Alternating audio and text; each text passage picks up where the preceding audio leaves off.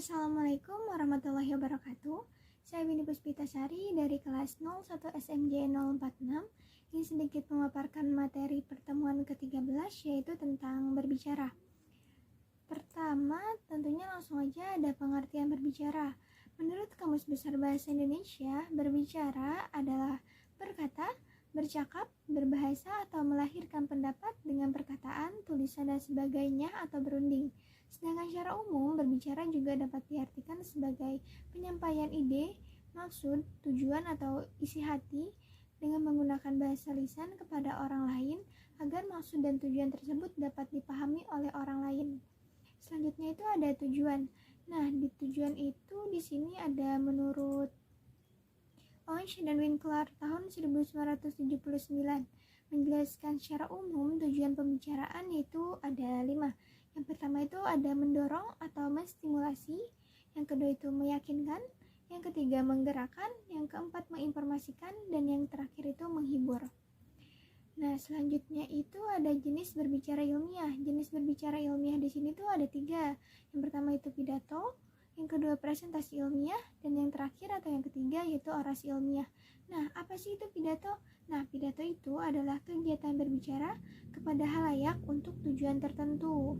Seperti itu. Membahas tentang pidato, tentunya kita sudah tidak asing lagi tentang pidato ini. Nah, menurut cara penyampaiannya, pidato juga dibagi menjadi 2 nih. Ada pidato dengan menggunakan teks dan pidato tanpa teks. Pidato dengan teks ini biasanya pembicara menyiapkan sebuah kertas yang berisi kisi-kisi atau materi yang akan disampaikan pada saat berpidato nanti. Nah, sedangkan pidato tanpa teks itu biasanya pembicara menghafal atau memahami materi yang akan disampaikan sebelum dia berpidato nanti. Seperti itu. Jenis berbicara ilmiah yang kedua ini ada presentasi ilmiah. Nah, apa itu presentasi ilmiah? Jadi, presentasi ilmiah adalah penyajian lisan yang bertujuan untuk memaparkan gagasan dalam forum ilmiah. Biasanya, anggotanya tidak lebih dari 30 anggota. Dan materi yang disampaikan biasanya berupa data ilmiah atau hasil penelitian, seperti itu. Selanjutnya, yang ketiga ini ada orasi ilmiah. Orasi ilmiah biasanya dilakukan dalam seminar, wisuda, pengukuhan guru, ataupun forum lain yang lebih luas. Nah, orasi ilmiah ini tuh hampir sama dengan presentasi ilmiah, cuman anggotanya jika presentasi ilmiah tadi itu kurang dari 30 anggota atau 30 anggota, orasi ilmiah ini anggotanya lebih dari 30 anggota dan dilakukan dalam forum yang lebih luas, seperti itu. Selanjutnya itu ada forum berbicara ilmiah. Nah, apa itu forum berbicara ilmiah? Jadi forum itu sendiri adalah tempat atau wadah. Sedangkan forum berbicara ilmiah dapat diartikan sebagai tempat atau wadah yang digunakan untuk bertukar pikiran, seperti itu. Forum berbicara ilmiah ini ada 4 jenis. Yang pertama itu ada lokakarya. Menurut Kamus Besar Bahasa Indonesia, lokakarya diartikan sebagai pertemuan antara para ahli atau pakar untuk membahas masalah praktis atau yang bersangkutan dengan pelaksanaan dalam bidang keahliannya. Nah, seperti itu. Jadi, lokakarya ini sering juga disebut dengan workshop sejenis.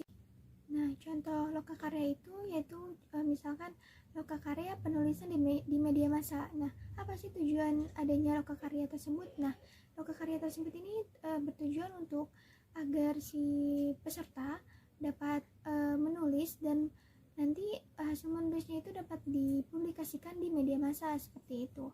Selanjutnya, forum berbicara ilmiah yang kedua itu ada kuliah umum. Kuliah umum itu yaitu forum ilmiah yang dihadiri oleh satu pemateri ahli. Nah, kuliah umum ini berbeda dengan kuliah seperti biasanya ya. Jadi kuliah umum itu bukan hanya bisa dihadiri oleh mahasiswa, tapi juga bisa dihadiri oleh masyarakat umum, seperti itu. Seperti kuliah pada umumnya, kuliah umum ini juga nantinya ada diskusi. Nah, diskusi ini biasanya dipimpin oleh seorang moderator. Nanti para peserta dapat berdiskusi atau bertanya kepada pemateri terkait dengan pembahasan yang dibahas pada saat itu, seperti itu. Yang ketiga itu ada seminar. Seminar dalam Kamus Besar Bahasa Indonesia dijelaskan sebagai pertemuan atau persidangan untuk membahas suatu masalah di bawah pimpinan ahli, guru besar, pakar, dan sebagainya, seperti itu. Yang keempat atau yang terakhir itu ada simposium. Apa itu simposium? Simposium merupakan diskusi publik yang terarah dan dihadiri oleh beberapa pembicara. Selanjutnya itu ada menjadi pembicara yang baik. Nah, tidak semua orang dapat berbicara di dalam forum ilmiah seperti itu. Menjadi pembicara yang baik tentunya menjadi harapan bagi kita semua untuk menjadi seperti ini. Nah, ada beberapa hal yang harus dilakukan oleh pembicara sebelum memulai kegiatan. Yang pertama itu ada penampilan. Pembicara hendaknya memperhatikan penampilannya. Penampilan akan mendukung lancarnya kegiatan nanti seperti itu. Hendaknya pembicara di sini menggunakan pakaian yang sopan dan rapi. Yang kedua itu menguasai materi. Materi di sini tentunya sangat ditunggu-tunggu oleh peserta.